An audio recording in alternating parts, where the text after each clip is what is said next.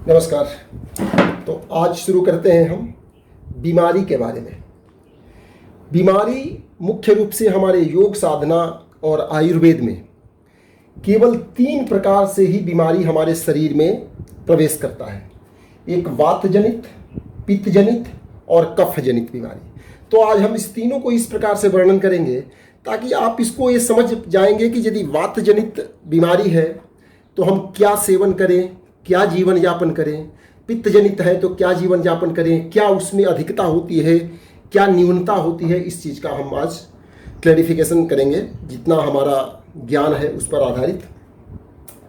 देखिए, वात जनित यदि बीमारी आप में है, वात जनित बीमारी, तो वात जनित बीमारी में शरीर में चंचलता, वात की अधिकता हो जाती है। वात का मतलब क्या है? वायु और आकाश।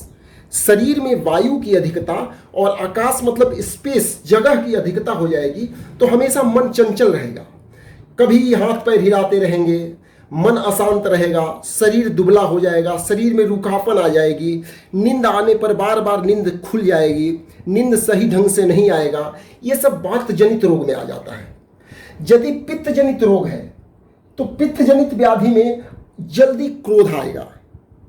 पित्त मीन्स अंदर अग्नि का ज्यादा अधिकता है, अग्नि आपके अंदर अधिक है तो आप जल्दी क्रोधित हो जाएंगे। क्रोधित होंगे तो जल्दी आंख लाल हो जाएगा। मनोरोग, मन से हमेशा आप स्थिर नहीं रहेंगे, इसमें भी पित्त जनित में भी, क्योंकि पित्त आपको हमेशा उद्विग्न बनाए रखेगा। पाचन की समस्या होती रहेगी, एसिडिटी होती रहेगी, ये सब पित्त जनित रोग में आ जाता है। यदि कफ जनित रोग है, कफ की अधिकता है आपके शरीर के अंदर, मोटापा आ जाएगा, भारीपन हो जाएगा, फ्लैश, हर जगह फैट दिखाई देने लगेगा, सुस्तता, नींद ज़्यादा आना, कोई कुछ भी बोले कोई अंतर न पड़ना, मीन्स एकदम सुस्तता, ये सब यदि समस्या हो रहा है तो ये कफ जनित रोग है। तो ये लगभग 3 ही प्रकार के रोग हैं जो आज के ज़माने में हजारों नाम दे दिए गए हैं, लेकिन हमारे योग और आयुर्वेद में केवल इसी को संतुलन बनाने के लिए बताया गया है। और यदि इसको संतुलन बना रहे हैं तो आपके शरीर में कोई भी व्याधि आ ही नहीं सकती है। तो अब चलते हैं, यदि वात जनित रोग है तो आपको क्या नहीं खाना चाहिए। बहुत स्पष्टता से लिखा हूं, यदि वात जनित रोग है तो आपको तीता बिल्कुल वर्जित होना चाहिए। वात जनित रोग में तीता वर्जित, क्योंकि वायु और आकाश ऑलरेडी आपके अंदर चंचलता है, तीता चंचलता बढ़ाता है, वायु को बढ़ाता है, तो तीता को वर्जित। पित्त जनित रोग है तो खट्टा वर्जित। पित्त क्या होता है? ये एसिडिक होता है। आप देखे होंगे कभी गला जलता है ना तो लोग नींबू दे देते हैं, ये गलत है। हम बहुत अध्ययन करने के बाद इस कंक्लूजन पर पहुंचा हूं, यदि आपका गला जल रहा है तो आपके पेट में एसिडिक, आपके आमाशय में एसिड की अधिकता ज़्यादा है, हाइड्रोक्लोरिक एसिड ज़्यादा है। एल्कलाइन फूड लीजिए।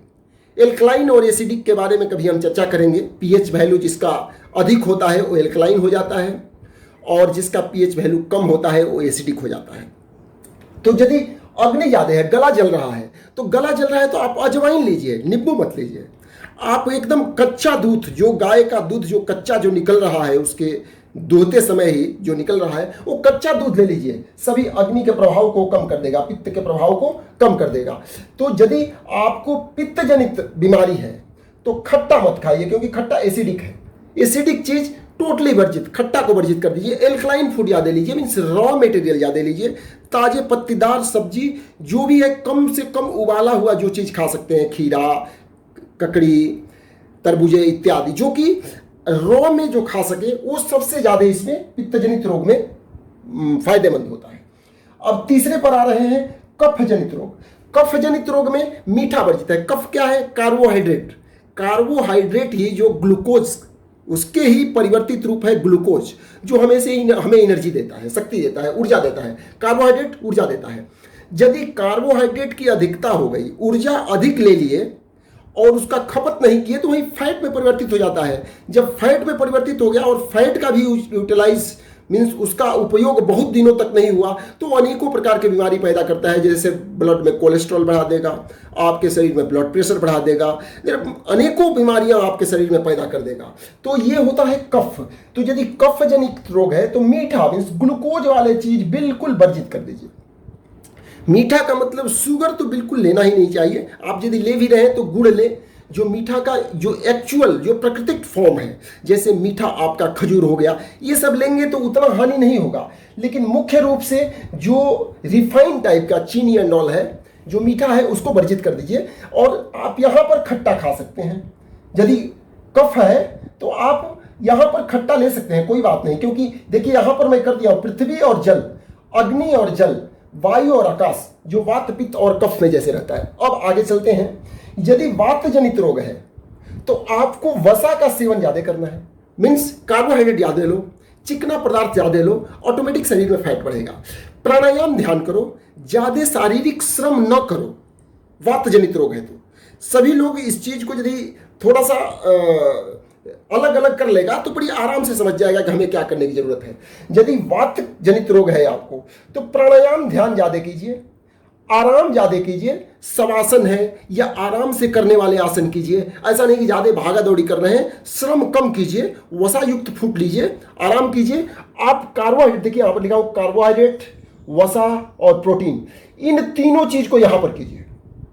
इन तीनों फूड को यहां पर संयुक्त कीजिए, अपने आहार में इन तीनों को संयुक्त कीजिए। लेकिन यदि कफ जनित रोग है तो इन तीनों को कट कर दीजिए। यहां पर कट किया हो ना, इसमें तीनों को वर्जित कर दीजिए। पित्त जनित रोग है, शारीरिक श्रम कीजिए। पित्त जनित रोग है तब भी शारीरिक श्रम करना है। अल्कलाइन फूड लेना है। अल्कलाइन फूड हम बता दिए, जो भी रॉ होता है, पत्तेदार सब्जी हो गए, रॉ में जो भी खीरा ककड़ी इत्यादि हो गया, अल्कलाइन फूड में हो जाता है। दूध, जब आपको मुख्य रूप से पित्त यदि प्रभावित कर रहा है, आपके आमाशय में पित्त की मात्रा, हाइड्रोक्लोरिक एसिड ज्यादा बढ़ गया है, तो एकदम ताजा दूध, आजकल ताजा दूध तो मिलता नहीं है, पाउडर वाला दूध तो फायदा नहीं करेगा।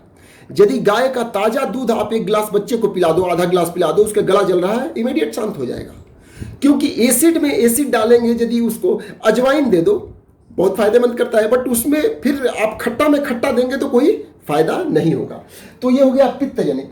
अब कफ जनित यदि रोग है तो कफ जनित रोग है तो ऑलरेडी शारीरिक श्रम, एसिडिक फूड बिल्कुल वर्जित हो जाएगा। कफ जनित रोग है तो नहीं, एसिडिक फूड आप ले सकते हैं, जो वसा वाले फूड है वो वर्जित हो जाएगा। यहां पर बिल्कुल हम क्लियर किए हैं। कफ जनित में शारीरिक श्रम, एसिडिक फूड ले सकते हैं। पित्त जनित में शारीरिक श्रम कीजिए, अल्कलाइन फूड लीजिए। वात जनित रोग में वसा युक्त फूड लीजिए, प्राणायाम ध्यान कीजिए, आराम कीजिए। इसमें शारीरिक श्रम 2 में आप ज्यादा करेंगे।